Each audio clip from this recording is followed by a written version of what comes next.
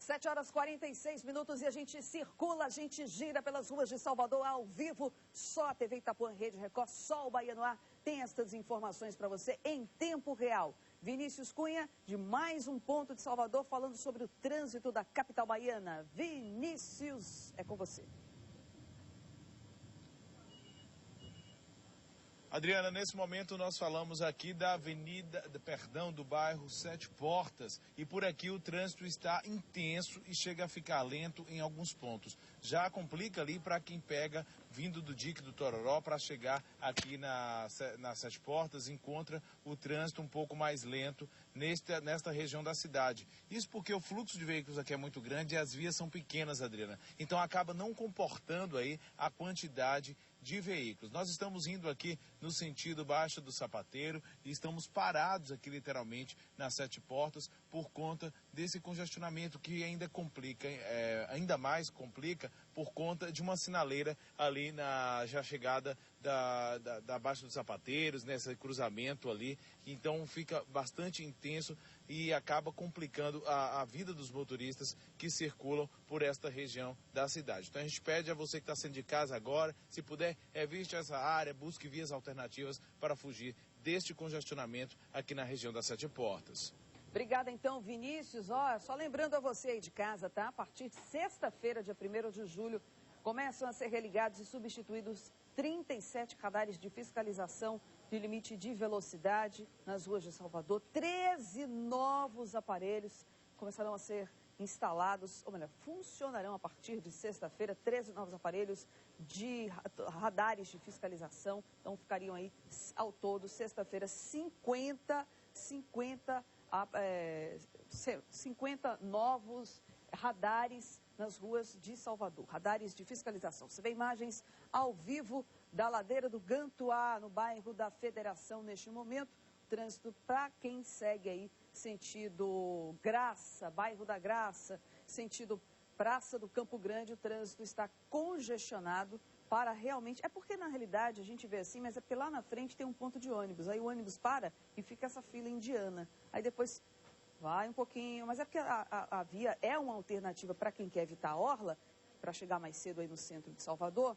E aí é por isso que essa avenida é pequenininha e acaba realmente não comportando a quantidade de veículos. Avenida Garibaldi, aí você vê imagens também, o trânsito fluindo tranquilamente. Este é o sentido de quem pega a Avenida Garibaldi para a Vasco da Gama, para a própria ladeira do Garcia. Então aí você vai para vários locais. Pelo menos o bom é que na Avenida Garibaldi o trânsito está fluindo tranquilamente nestas primeiras horas da terça-feira, 7 horas e 49 minutos. É assim que é feito o Bahia no Ar, com notícia e informação em tempo real. A gente aqui é que tem as melhores imagens de Salvador. Logo de manhã cedo você vê vários pontos da capital baiana, vê como é que está o trânsito, sabe se teve acidente, a gente te informa tudo. É aqui que você vê, desde as 6h30 da manhã, a notícia em tempo real.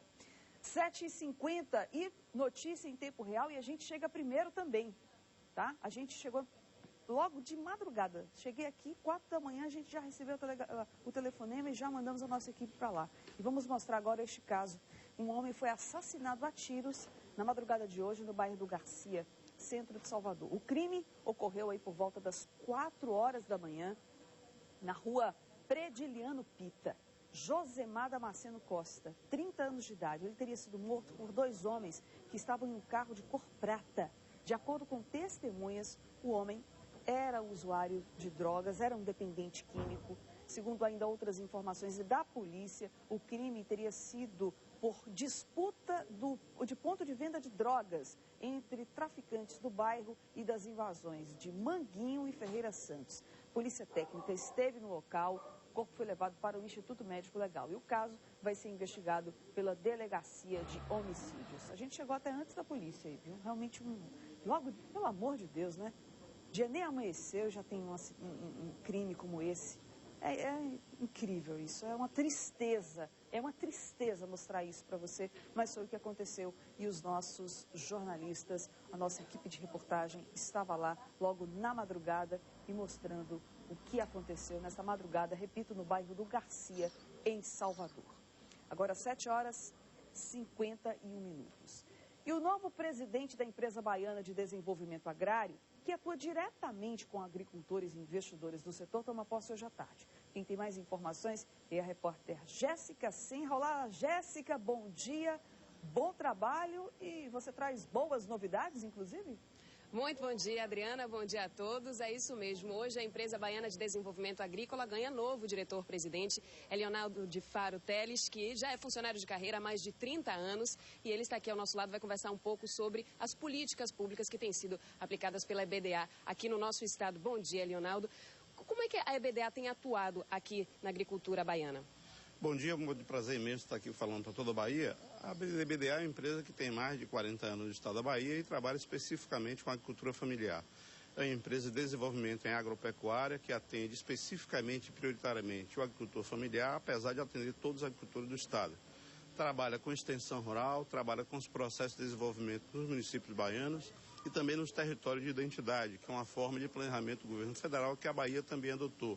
Nós conseguimos articular políticas públicas nos territórios com as várias secretarias ligadas ao governo do estado da Bahia. Assim, a gente busca atender prioritariamente aqueles que realmente mais precisam, os agricultores familiares em todo o estado, naquele local em que, de fato, o estado ainda não chegou. Esse é o maior foco da EBDA contemporaneamente. O ministro do Desenvolvimento Agrário, ele esteve mais cedo no estúdio com a Adriana Quadros e ele conversou sobre a importância da agricultura familiar. Ele disse que 70% dos alimentos produzidos no país vêm de agricultura familiar. A Bahia, ela contribui de forma substancial com esses números? Com certeza. A Bahia é um estado imenso, tem 700 mil agricultores familiares em todos os municípios da Bahia. A EBDA é um parceiro importante, o ministro Afonso é o nosso parceiro número 1. Nós temos um convênio do Pacto Federativo que atende a 9 territórios da cidadania. Ampliamos nosso número de técnicos, de veículos, de computadores para atender melhor a esses agricultores. E mais ainda, também estamos investindo na pesquisa. É um ponto importante do Estado que nos governos anteriores ao governo Lula tinha sido praticamente fechado. A pesquisa considera-se aquela parte importante para desenvolver tecnologias em benefício do agricultor familiar. Então, a extensão rural é, assim, uma educação não formal, segundo a própria lei, que hoje vem vigendo e garantindo para os agricultores uma condição de ter um conhecimento maior sobre comercialização, sobre crédito e especialmente sobre pesquisa. Muitos problemas da agropecuária ligados a doenças e pragas só são combatidos se a gente tem uma pesquisa viva para as culturas, para aqueles que mais necessitam, os mais pobres, evidentemente. Dentro dessa área de pesquisa, existe alguma pesquisa que se destaque, que vocês têm desenvolvido desses últimos 3 anos para cá? Nas fruteiras, inclusive, a gente consegue desenvolver uma série de pesquisas relacionadas a doenças e pragas. O frango que você come em sua casa, por exemplo, aquele frango, aquela quantidade de água. No nosso laboratório, a gente mede a água que a pessoa coloca no frango para medir o índice máximo permitido. E uma série de pesquisas, inclusive na área de oleaginosas. A gente tem buscado também pesquisar muitas plantas da Bahia que podem produzir óleo vegetal para que a gente tenha também a relação com biocombustível. E quanto aos pequenos produtores, que tipo de ajuda eles conseguem da EBDA? A EBDA é a porta de entrada, é a porta de abertura para qualquer serviço de crédito no Estado. Para você fazer o desenvolvimento dos municípios e garantir renda, você tem que produzir culturas. Você tem que produzir numa horta, você tem que produzir numa pequena área de plantação de mandioca, de milho, de feijão. Você tem que produzir mamona, você tem que produzir apicultura, em termos de avicultura também. A EBDA consegue juntar agricultores, fazer um processo educativo, explicar alguns processos de produção, discutir as mediações nas regiões em relação à comercialização e também se inserir no processo educacional. Como a gente compreende que a Bahia ainda tem uma quantidade imensa de pessoas que não sabem ler e escrever, a extensão rural também é a porta de entrada para que outras secretarias possam atuar. Por isso a gente tem uma capilaridade do Estado muito grande. Temos 134 escritórios em vários municípios da Bahia e mais 80 e poucos pavãs. A nossa busca nesse momento é parcerias com as prefeituras.